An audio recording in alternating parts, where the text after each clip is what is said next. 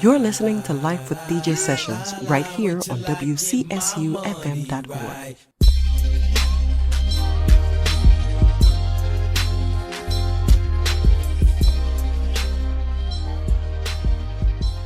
Good.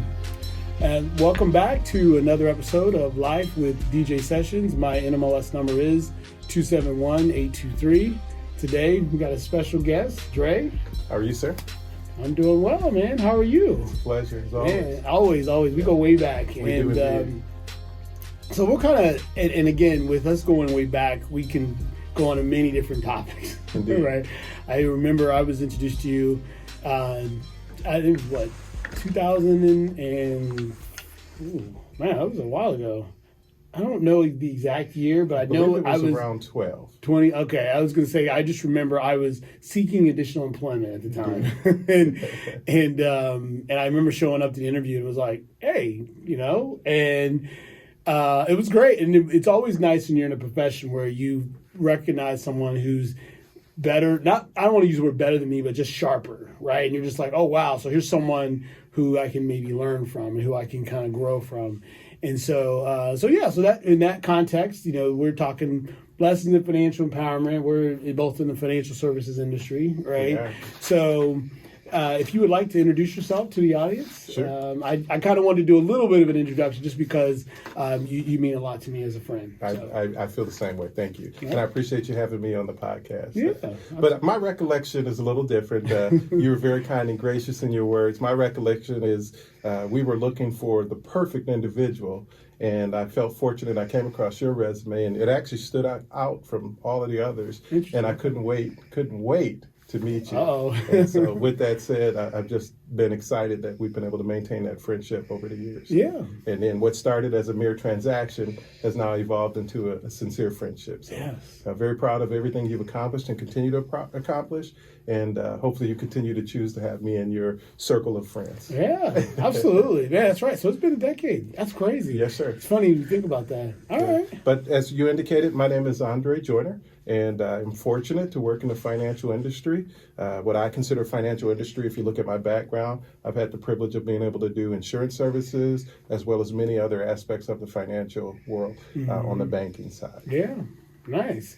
All right, and because of because of your background and your level of knowledge, I kind of prepared some questions, right? Because that way the audience can kind of get an idea of what we're talking about here, and we'll just flow it from there. Because again, you and I, when we get together on our one-on-ones, we can really kind of dig deep on topics. So the first question here is, what are the most common challenges small businesses face when trying to secure any type of financing, and how do they overcome them? Thank you. There are a lot of things that small business owners have to overcome. Some of the challenges that I would say are faced by them as well as the institution that they're working with. I would go so far, and I don't mean this to sound condescending, but they're probably ill-prepared for that financial discussion. Yeah. There's a lot that takes place. There's a lot that happens behind the scenes due to regulatory constraints. Right. There are certain things that an institution's representative, that we'll call a banker, there are certain things that they can say to the client, and there are certain things they cannot say. Yeah, that's true. And so with that in mind, that client shows up, and if they haven't worked with anyone to prepare them for that financial discussion, they walk in ill-prepared. So again, it's not meant to be condescending. So perhaps the audience is wondering, what is ill-prepared? Right. Well, they have an idea of what they want. They want money, right? Access to capital. That's right. In That's previous right. podcasts, you've talked about that. That's right. So with access to capital, that's something that they see as a fulfillment of their thought, their idea, and then being able to fulfill it. But having the idea is just one part of it. That's right. Being prepared is another. And so what I mean by that, and I'm sorry for this long answer. No, you're good. But it's a business owner's chance to tell their story. Yeah. And if they've been properly prepared, they'll see it as that. Right. Most often, and you know this as well as I do, people walk in and they just tell their story. They want to come to you with de minimis, right? They want to come to you with the least amount of information. Right. Least amount of good point. preparation, Yep. and they just want you to get to it and give them their money. Right. And we both respect that. At one point before we got in the industry, we felt the same way. Yeah. But through a professional's help, they learn it's storytelling, right? Yeah. It's their chance to come in and say, here's what's happened in the past, here's what the industry's doing, here are the economic conditions, here are the political influences, this is why this is a business. In one of your podcasts, you talk about the difference between an idea and a business, a going concern, right? What is a business? And so now they have a chance to expound upon that and say, this is a business, it's needed. People are willing to pay for it. Yeah. Here's my experience in it. Here are the people that I will employ to fulfill that. And then here's how we're going to carry that out and change the world, change the market, and influence, and as a result, be rewarded with sales, right? Yeah. That's the story. That is the story, yeah. That never happens, correct? No, I'm teasing. but that's the opportunity that one has, but instead it comes in and it's, hey, I'm a business owner in this industry and I'm looking for that. Can you help me? Right. Again, understood, because no one's ever explained that. Yeah, I love that. And it's almost like you're taking that vision and then you have to apply it to numbers. Yes, sir. Right? That different language that we were talking last week on the other podcast. Yeah, and if I could add to that. So someone may be listening saying, what's an example of that?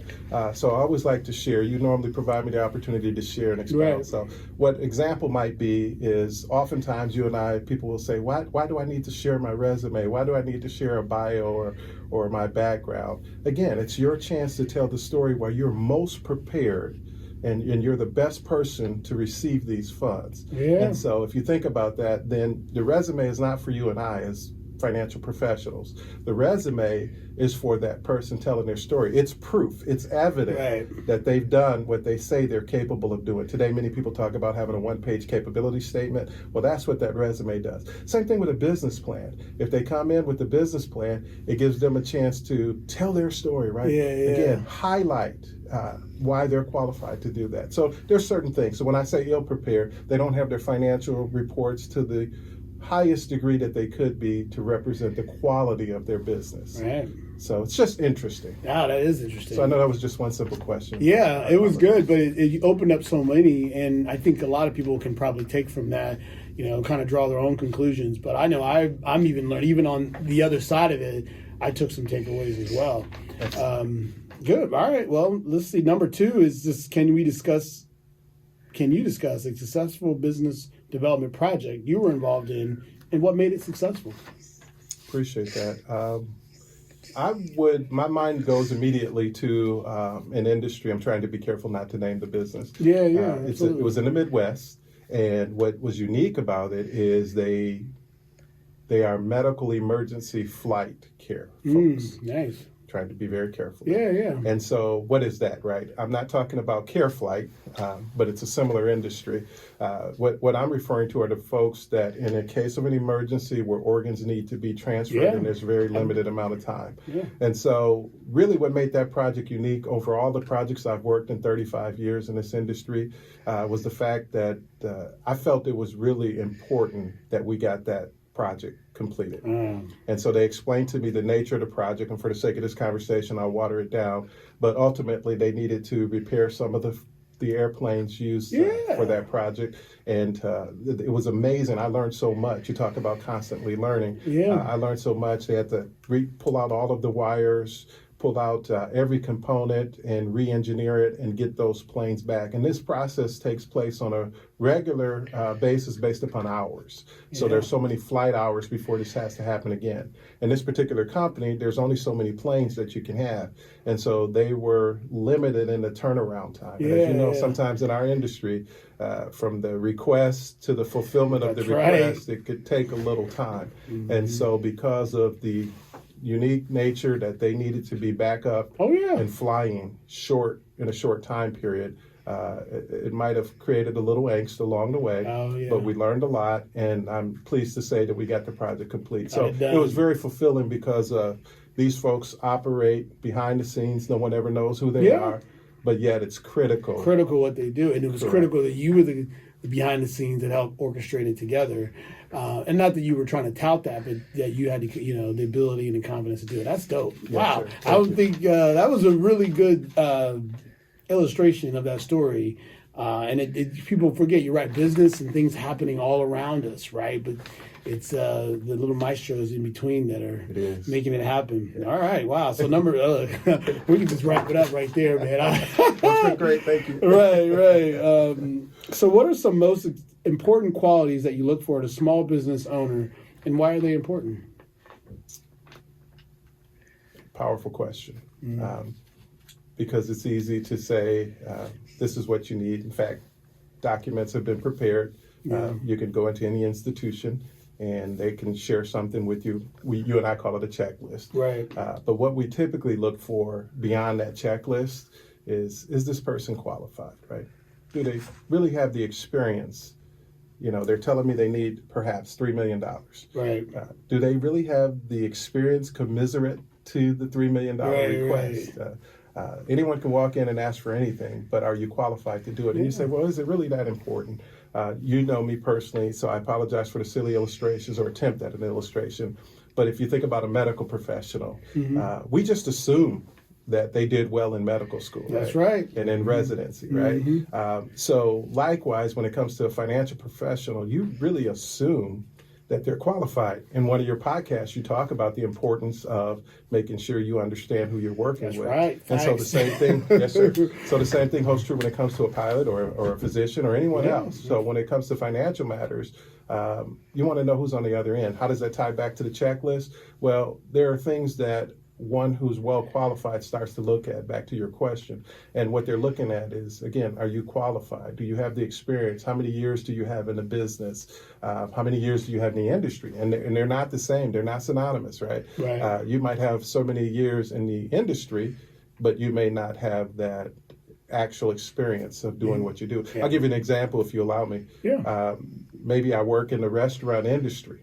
And I'm not trying to be facetious, but maybe I just served and was a cashier. But now it's time for me to own the business. But no one's ever shown me what that's like. I don't know I don't know what receivables are. I don't know where payables are. I don't know how cash flows throughout the business. And so there's things that I've never been taught. So even though I may have access to capital, maybe my relatives are rich and they're willing to give me money, or maybe there's some investors out there who believe in the idea. Am I qualified now to run that business and carry it out to fulfillment? So again, I'm just touching on the surface, and I know you know. Yeah, I like that. But there's reasons why we look first at the industry and to make sure that they have the experience, and we look also at the years in business. You also know, as well as I do, honesty, integrity is everything. Oh yeah, absolutely. You mentioned in one of your podcasts being naked, right? That's right, financially naked. Financially naked, and you expose people when you have to come in and open up, and that's a difficult thing, and we respect people when they do that.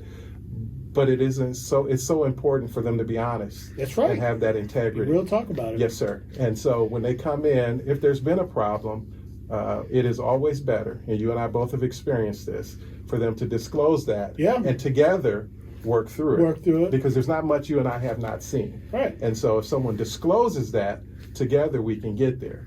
But when they aren't forthcoming with that information, and then it comes up by way of what you and I call discovery. Yeah, that's right. Now it's problematic, right? And what happens in one of your podcasts, you talk about the 5 C's of credit, and one of them is character. Yeah, that's so right. So now your character comes into question. And remember who created that. It wasn't the financial professional that created the question mark on your character. It was you by not disclosing that up front. That's right. And everything comes out because you and I work in a world that's governed and regulated by the government in some capacity. That's right. So there's no running.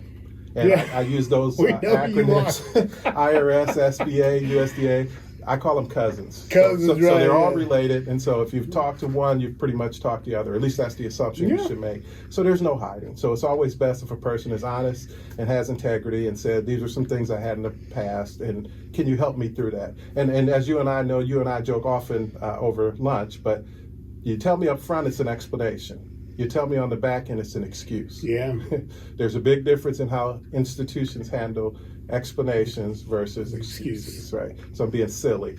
But no, that's a good way of looking at it. And then I was just thinking, too, in regards to that same story, and if we're able to disclose all the information and you get ahead of it, yes, sir. Using that same example, maybe this person, is got maybe a great idea, was able to do something in the industry, got some backers, but hey, I have not been in management. I'm not familiar with how. So then, hey, you know what? We can add this firm to it. Correct. That firm now gets added to the deal, and now that makes you more attractive because you were able to disclose this isn't your strength. However, you can show on this end where you're doing really well. So that's a really good point. Whereas and I think sometimes ego gets in there where Of course. they feel like, I can do it all myself. And it's like, look, we're the professionals trying to help put this thing together. So really good illustration. Wow. So, okay. Well, and I love what you said. Sometimes us in the financial sector, we have to be careful with all the acronyms and we start to speak a different language. Yeah. But what you just mentioned is what we call mitigating, right? Right. Mitigating is recognizing that there's a real issue here, Right. but there are some things that are compensating factors that we feel offset Yeah, that risk. So that's right. we never ignore the risk. The risk never goes away. It doesn't go because away. you and I It's are still risk there. It's managers. constant. But we have some compensating factors that we feel more than adjust us to move past that issue Yeah, that came up. that's So- right. So Yeah. that's what you described. Yeah. Nice. Can you provide any advice to small businesses looking to expand in new markets and product lines? Seems like everybody wants to do this, though, right? It's like, I want to grow, I want to do this, and it's like, well, have you even mastered your own market yet? Yeah, does everybody know you in your local neighborhood? Like, so I mean, that's your question. No, I just- love it. I think that's spot on. Right. The first question I always want to understand is why are you expanding? Yeah. Why are you growing? And I know it seems overly simplistic, and you have to have a solid relationship with your financial partner. You talk about that in one of your podcasts as well. But without that, you really are spinning your wheels, right? You're going to get a variety of different answers, which you speak to. But if you have a solid relationship and you've developed that, and perhaps the partner you have doesn't always have the best rates, but they get you and they're willing to stand behind you. And so at some point, we call that opportunity cost. So you may pay a little bit more for pricing, but you know your project will be complete. It will get to fulfillment.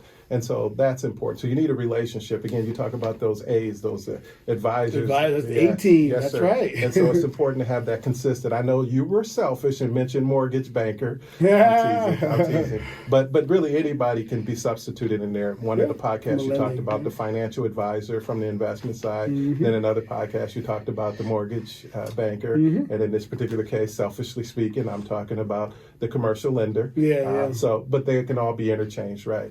But back to your question, you need to understand why. You and I have dealt with people over the years who come and say, I made $3 million in revenue last year, and I think I can make $4 million this year. And the reality is we want to understand why you're doing that. And so as you and I become nerdy and start digging into the numbers, you may be in a position to explain to that client, that prospect, that in your pursuit of going from 3 million to 4 million, I'm noticing through your projections and your financials that you've shared that your margins are changing. Right now, yes, you made net income, top line, bottom line revenue. Top line is what you generated. Bottom line is what was left after all expenses, and the story was told, right? Yeah. And so with that said, what was the noise in between? And so when you start to change that by pursuing expansion or growth, you have to be aware that you're adjusting everything within that column from top line to bottom line. And as such, if the margins are squeezed, a smart, prudent business owner says, yes, I made $1 million more, but my margins went down by 50%. Therefore, you already know you're going to net less income. So a prudent person says, why would I do it? Right. So all growth isn't good growth is ultimately what I'm saying. So it's important. When it very comes well to said. expansion, we want to make sure that the client understands their numbers, why they're doing so.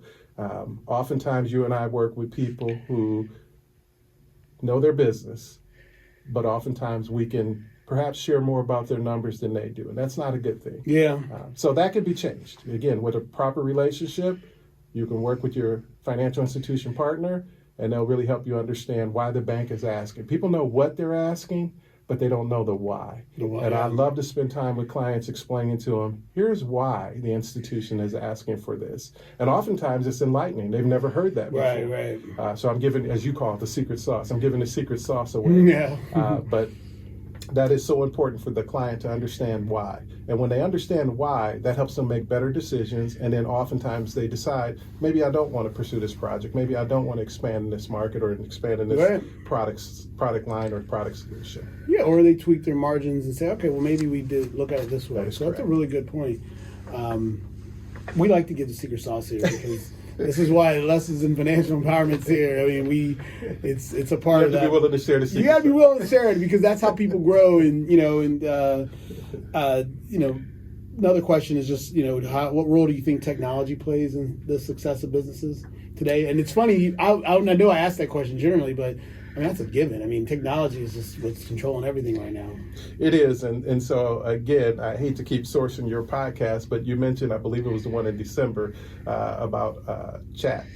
Oh yeah, Yes, sir. Yes, yeah. And so I had the great privilege That's right. of spending time with you last week, and you exposed me to that. I had never Yeah. had read about it, had heard about it, but I've never actually seen it in use. And Yeah. you were kind enough during our lunch to share that with me, Yeah. and I was blown away.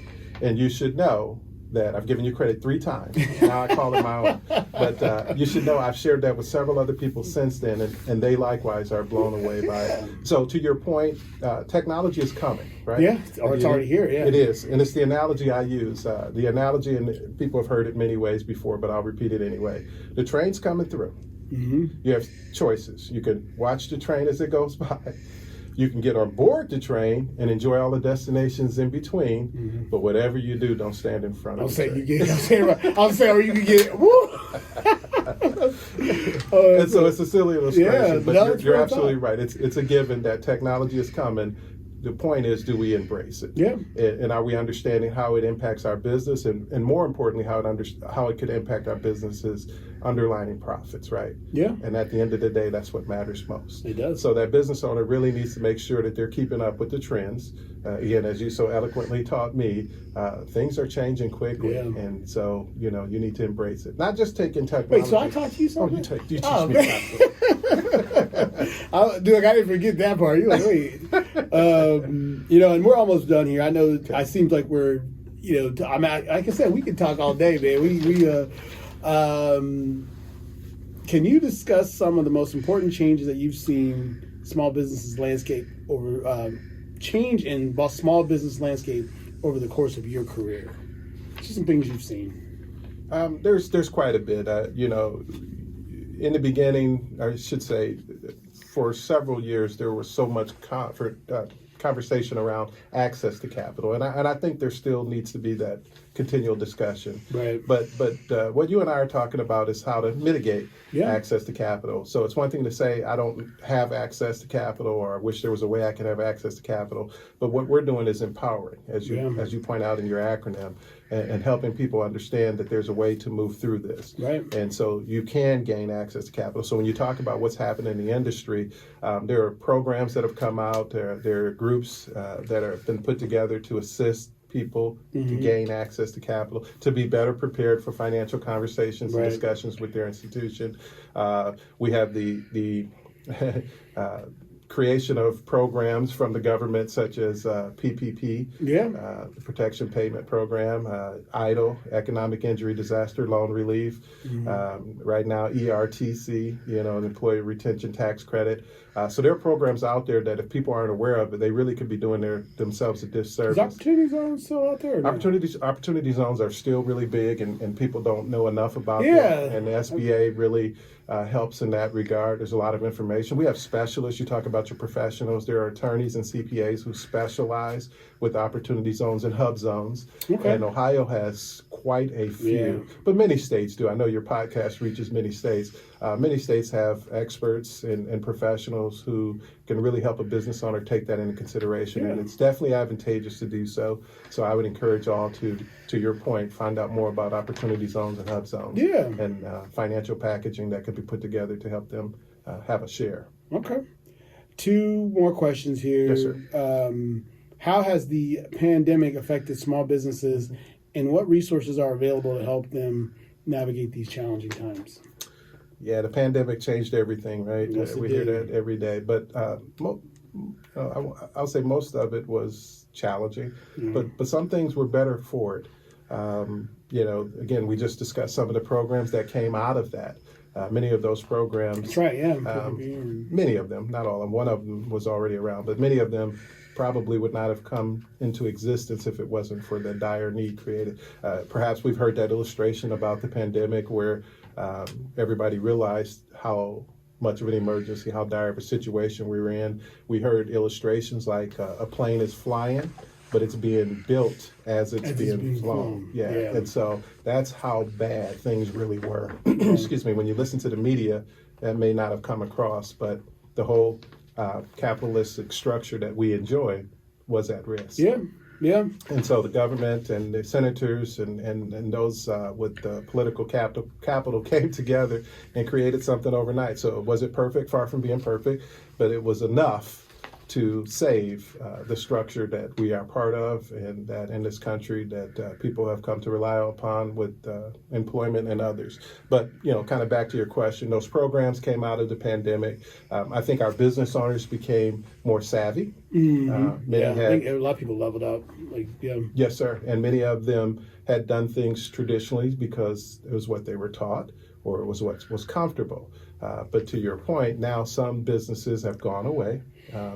Unfortunately. Yeah. So we can mourn those because there are many solid businesses that it just wasn't businesses that were new. Yeah. Some of them were legacy businesses, but they weren't prepared for such a dire state that COVID and pandemic brought about. But other businesses were in a position to strengthen their balance sheet, as you know.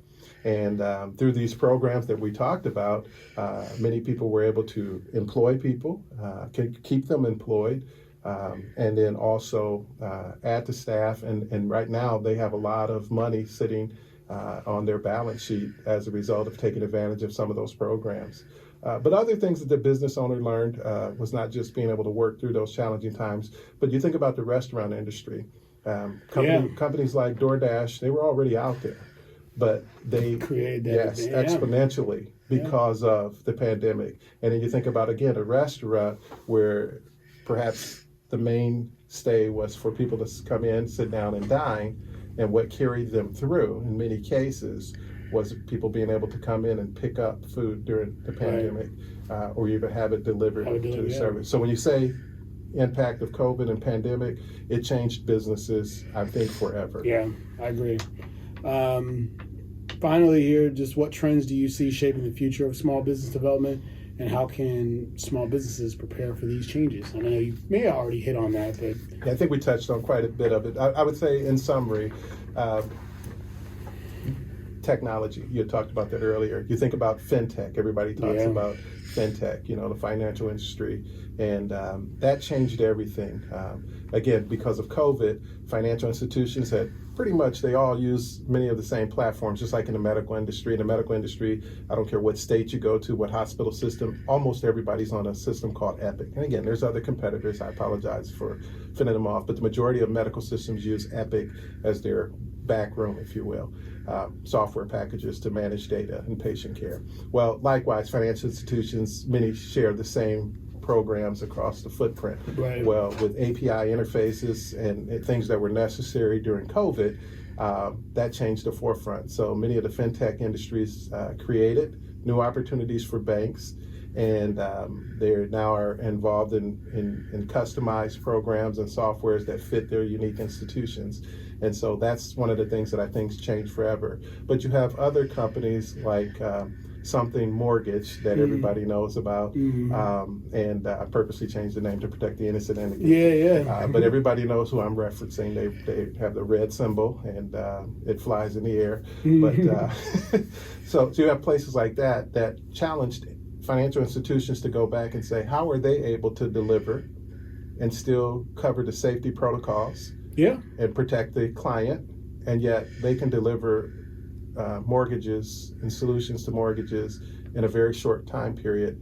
And historically, institutions take a very long time to close a mortgage. And so it's good. It's good for the industry. So they challenge the industry, and then everybody raises the bar because they go back and start asking questions and say, is there anything that we can do better? So anyway, I'm being long-winded. No, you're good. Well, and actually, that was all my questions. Is there anything else you want to leave for the audience and anything?